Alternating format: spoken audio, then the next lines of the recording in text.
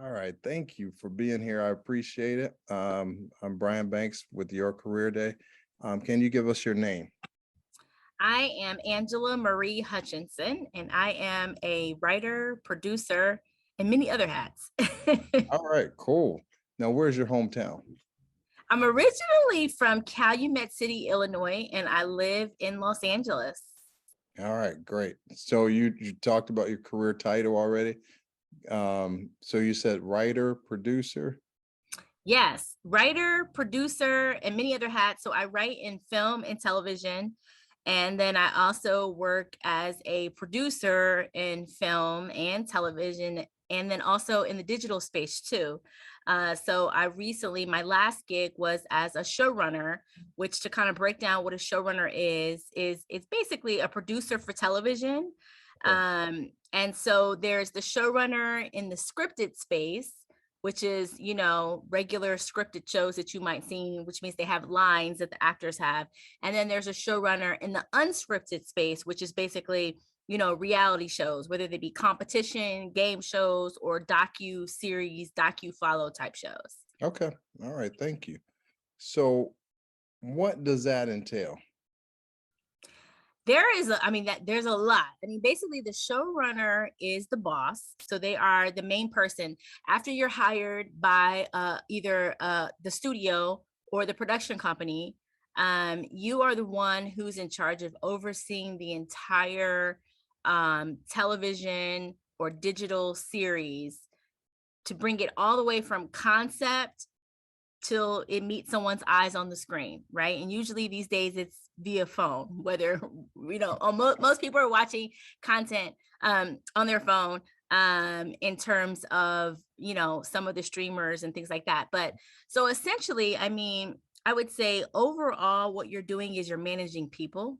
So Hmm. if you want to be a showrunner, you need to be someone that knows how to manage people well. And the best way to understand how to manage people is to understand people and and understand how people like to move in their work environments, what Hmm. encourages people, how you can inspire people to act on what they need to do, Hmm. how you can help people. You need to be able to problem solve.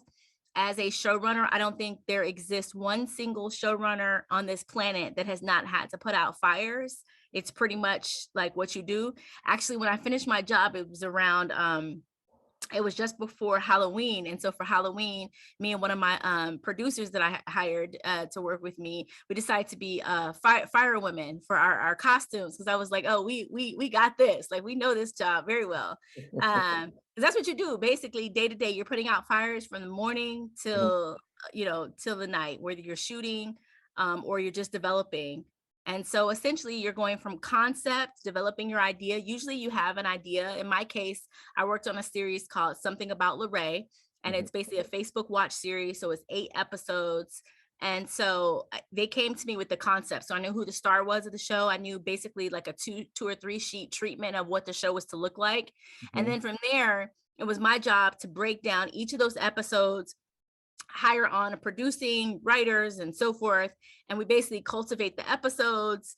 And then once you have your episode down and you know what you're basically shooting, then depending if it's scripted or not scripted, you're getting your cast together, you're hiring all of your key department heads, so that anything that's like very tech savvy, the lighting, below the line stuff, lighting, cameras, all that stuff, you're hiring a department head who's in charge of all those. Then for your wardrobe, your hair, makeup, all those things, so you're hiring all your key department heads, and then you're responsible for communicating to them what it is you need, what you need. um, and you kind of work back and forth to make sure that ultimately that final day of shooting, turns out to be, what you're wanting it. And then you go into the editing bay and you're working with your editors all the way. A showrunner goes all the way. There's some showrunners that do just do like development and on set, and they kind of fizzle out at Hmm. the end. But most showrunners do stay through the end of editing. And so yeah, you're there through the end of editing and post production, which is where the film or television show is actually made, is in post production. That's a really, really crucial part. And you're working with your editors, whether it be physically with the editors in the editing bay, or in my case, we were working via Zoom. and they're putting in their editing bay up on Zoom, I'm able to see them cut and dice, and we're going through it beat by beat. Or sometimes, we give them a set of notes, and then Mhm. we're going through it. We're just trying to see what works, because editing is a lot of people think of editing as very like cut and dry, but editing is very creative too. Right. And so sometimes I really like working with editors, because you can shift and move things and really kind of change the story. And so and then yeah, at the end of that, you have your final product. It goes out into the audience, and and then from there, hopefully it's good, and you get some good recognition for Right. it. Cool. Now, what type of education is required? Well, I'll give you two answers. So I would say in general, it is good to I think going to college is important for sure. Whether you do, community college, or whether you do a 4-year university, which is what I did. I think your undergraduate degree, if you really want to do film and television, anything in that space, should be in film and television. The only other thing I would say would be, maybe there's some other fields that are sort of like adjacent to film and television, that maybe something, I don't know, I'm trying to think of something like graphic design. So that Mm. you may not think of graphic design as film and television, but I think anything with the visual arts, anything in the visual arts space could be really helpful in film and television. Now, my degree was actually in engineering. And so a lot of times that actually really works in my favor, because as an engineer, I don't know if it's right or left brain, but I think very structurally, right? So I've got the right brain, and I've also got the left brain. So I'm creative, but I'm also very structured. And to be a great storyteller, or to be a producer, you really have to be able to see a big picture, but be able to break that picture down into step-by-step processes, both creatively and technically, on how you're going to actually execute the vision. So although my degree was in engineering, I think it came in handy for me.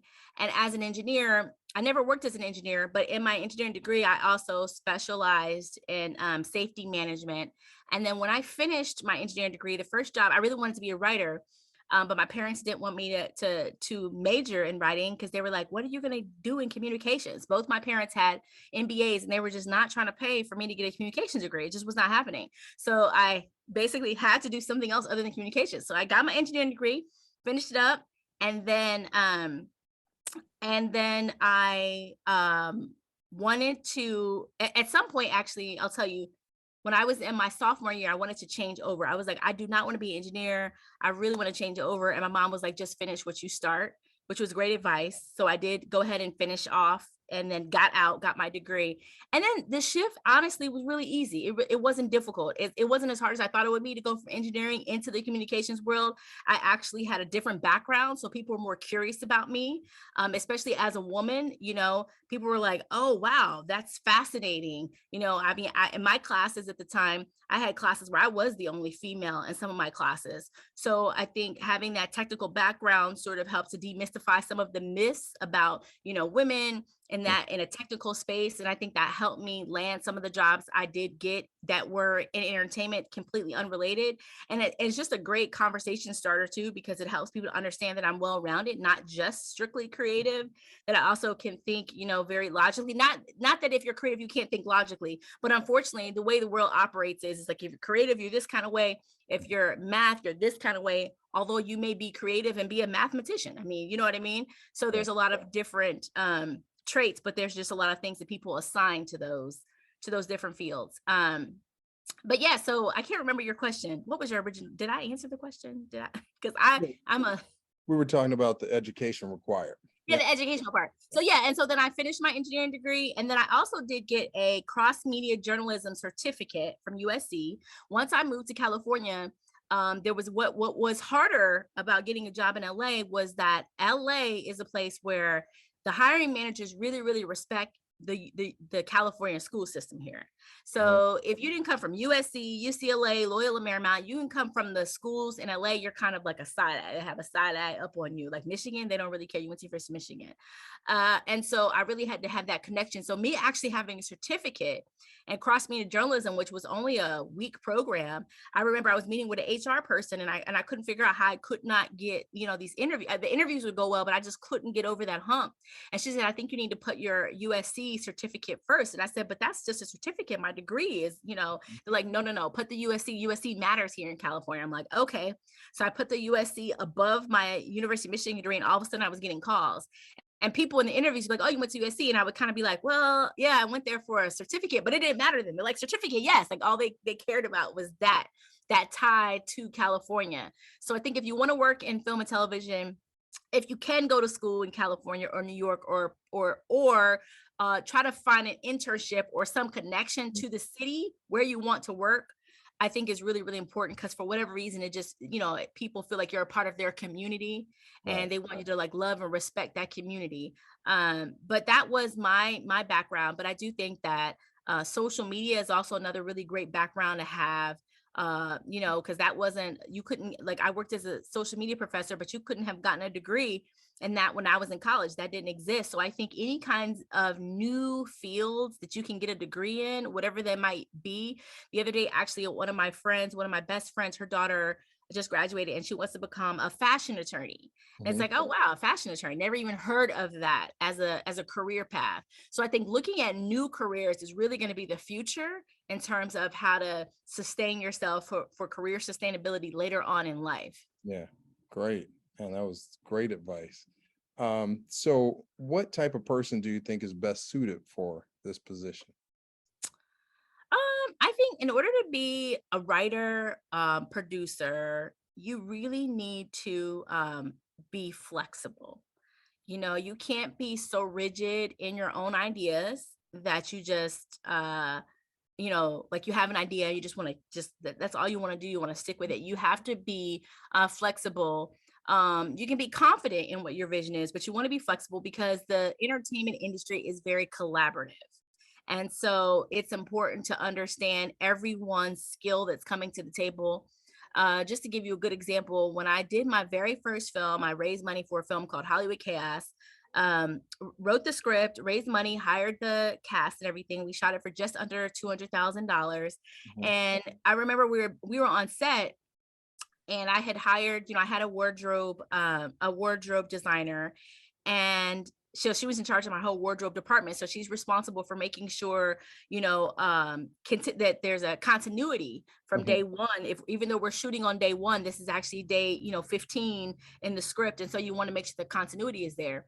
And I remember she was coming to me and she was telling me, the actor needs to be in this outfit. Vanessa Simmons was the star of the movie, and she said she's in the wrong outfit, but because the director told me to put that outfit on him. But I'm telling you that he's wrong. The director is wrong. Like, this is, and in the moment I was thinking, well, how can the director be wrong? I mean, the director is like, essentially the boss, right, of the physical set outside of the producers. The director is the one, that should really be in it.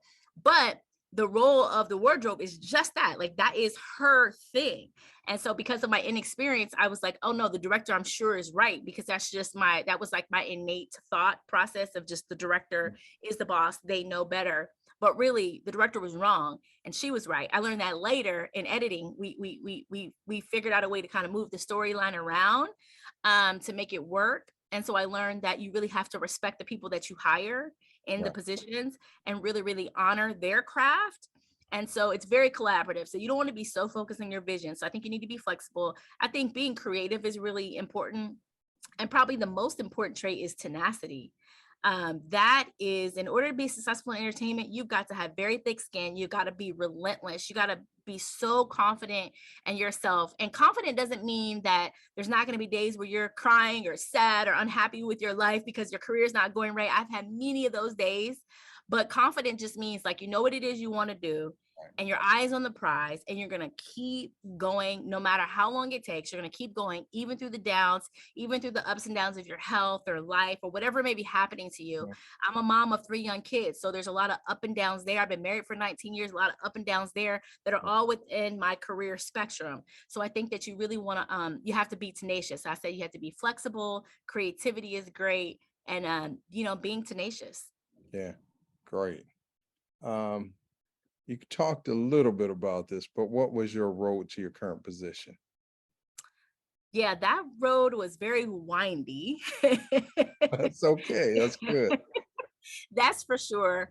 There is this image of like, what you think your career will look like, which is like this little, little slight path, like a little puzzle, but it was more just like, just all over the place, like a lot of different things. But when I look back from the outside, I can see how the puzzle fits together. But when I first finished school, I worked as a editor for an engineering magazine, which was my transition into really utilizing my writing abilities Mhm. and really pushing forward as a writer. I continued to work for other magazines in the engineering space, and then kind of transitioned out of that. And then my first industry job was I worked as an assistant to, um, she was the vice president at the Grammys, Mhm. Angela Bibb Sanders, who it to this day is a really dear mentor and friend of mine. And so um, from that job, I ended up kind of landing other jobs similar to that. I Mhm. worked at Warner Brothers as an assistant to the senior vice president of television at the time, Steve Perlman, and just kind of hopped around to different places. Did a lot of temp work at different places to get an understanding of the lay of the land of an LA. And then after kind of doing, jobs here, jobs there, I worked at MGM for some time as an editorial coordinator. And then it was at that job where I decided I really wanted to pursue my writing full time. I had just gotten married, and Arthur, my husband, knew that that's what I wanted to do until we had talked about this prior to even being married, and he was in agreement with me quitting my job at the time in order to pursue that full time.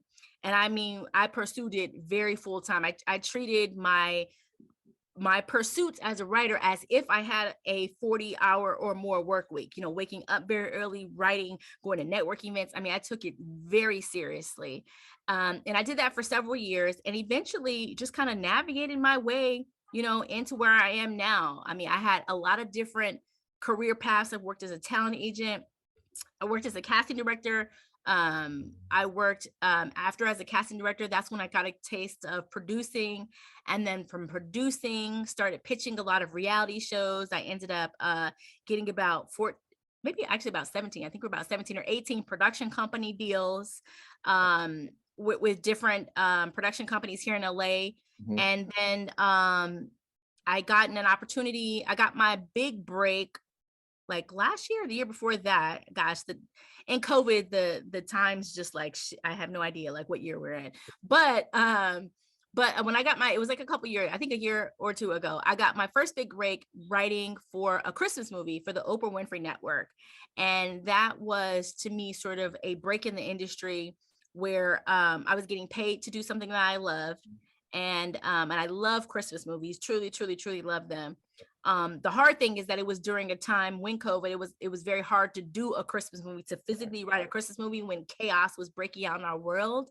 But still, nonetheless, that was my sort of big break moment. And then I sold my first show to Facebook Watch, a show called Asking for a Friend, starring Vanessa Simmons. She was it was a talk show, so she was the host of that. And that's another thing I think with in order to like get to where I am is really networking a lot. Mhm. I work with Vanessa in the first film that I shot. And to this day, I'm still developing shows for her. So I think when you find people that you really connect to, you don't need to have a lot of people in the industry that you're working with. You just need to have core genuine people that you like, that you trust, and that you can work with. And I think your core community, I mean, I can literally count on two hands the amount of people that have contributed into my career. And Mhm. then I can also count on those same on a different set of two hands of people that I'm trying to pour into their lives. So you can't help everybody, but I have my crew of people who I'm trying to help, and I know the crew of people that help me. It's that community is very, very small, very, very small, regardless of how many followers and things like that. I've got an email list of like 10,000 people on my email list for my nonprofit, Breaking in Hollywood, but the core group of people is very small. So I think that's something to keep in mind as you pursue your careers. Is networking is so important, but you want to do it genuinely. Sometimes you do have to meet a lot of people to kind of get a sense of who you think you connect with. That way you can, really build those relationships. Right. Okay. So what makes the job fun, interesting, or exciting, or all of the above? Yeah. I mean, just like anything associated with Hollywood. I just love Hollywood. I love entertainment. I always have since I was young. I mean, many of us, we grew up, especially me as an only child. I didn't have siblings. So my sibling was the television. I used to love movies and television. And so that's something that's just always been a part of my life. I remember when I first watched my first E True Hollywood Story, I was like, I want to move to Hollywood. I want to work in entertainment. And that was like the thing for me that made me decide to want to, literally drive cross country from Chicago to Los Angeles. And at the time I had a 1994 Geo Tracker that I drove here. And yeah, I think the thing that's most exciting is everything is different, no day is the same. You're always getting to meet different people. You don't have to work with the same coworkers every single day. And so that's a lot of fun. Although it could be nice to work with the same coworkers if you have a great group of people that that you're connected with. But I think for me, I like meeting different people. I like working on different shows and different projects because that way, just keeps my brain spinning, coming up with different ideas. I love that. I love the weather. So I love being here in LA because of the weather. That makes sense. You're from the Midwest, nothing Yes. but LA weather. Uh-huh. Exactly. So, last question for you. What advice would you give to someone that might want to follow in your footsteps?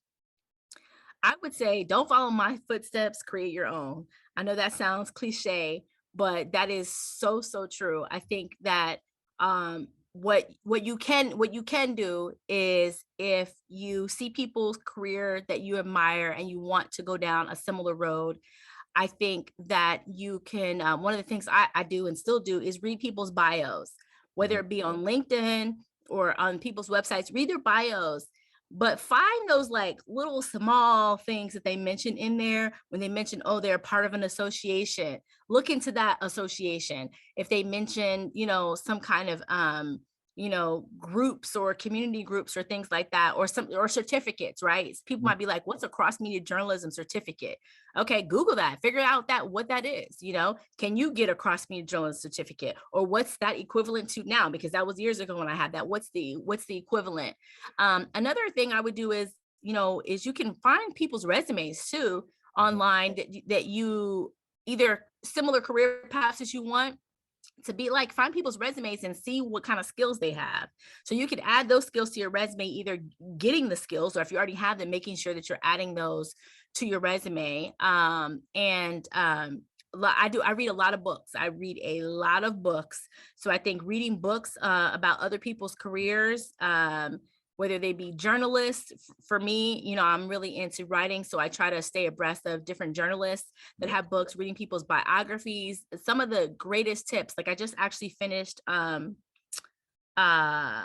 oh gosh, what's her name? Sonia Curry, Steph Curry's mom's biography book. And I actually listened to it as an audiobook. I usually read books, but she was one of the first books that I read as an audio or listened to as an audiobook.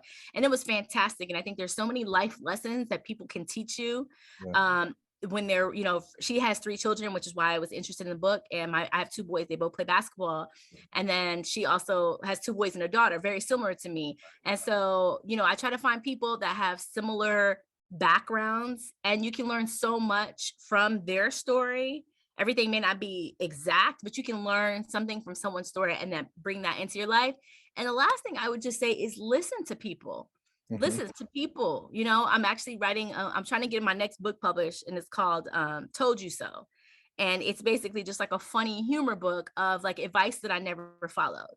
And Mm. so I think that is so important, that when I look back, if there was one thing that I would do differently, it would be really, really listening to people along the way. And although some people have advice for you, and I'll give you a good example.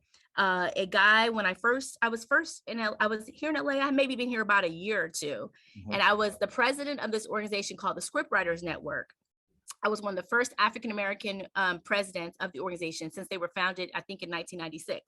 So when I was here, so this was years later when I was the president, and this older gentleman, he was maybe in his 60s. He was a white guy, really nice, friendly guy, and he came up to me and he was just like, I love your energy, with the Scriptwriters Network. You're the new president. He's like, I just think you're going to go so far. And he's like, in about 10 years, you're going to be so successful. And I was looking at him, 10 years. I was like, dude, this is not going to take me 10 years. Like, you are crazy. And in my head, I was literally thinking, like, this guy is crazy. He's nuts. And I just kind of blew it off and really kind of, felt insulted by the comment. as I look back, it took me more than 10 years to be successful, right? It took me about 15 years Mhm. when I hit like a place where I felt like the finances had matched with like the work and things like that, right? Definitely had some great successes, and for me, being a mom was like my number one like goal in life when I finished. So getting married and having my family was really, really important to me. But on the career side of things, looking back when he made that comment, if I had said to him, what do you mean you think it's going to take 10 years? And really just like picked his brain a little bit and understand why he was saying that, what advice he had for me, Right. because he was like, he was older, he was 60. So he had seen some people that he thought were, gung ho and could be really, aggressive in their career. And he had seen maybe them fail, or he seen it take so long. But if I had taken the time out, instead of being insulted by what he was saying, and just think about why is he saying what he's saying, maybe there was a lesson to be learned, maybe not, maybe there wasn't a lesson to be learned. But I do think that along the way, I've heard a lot of things like that. People say things and I kind of go like, what are they talking about? No. um and instead, just keeping an open ear. You don't have to believe everything someone says, but I don't think there's anything wrong with listening and Right. hearing people out. And so I think that's something that I would add if you want to be successful in the field of film and television. Great, man. Thank you so much. It was a lot of good information there. We appreciate you taking the time out of your day to do the interview, and just thank you for your time. You're welcome anytime. Thank All you, right. Brian. Thank you.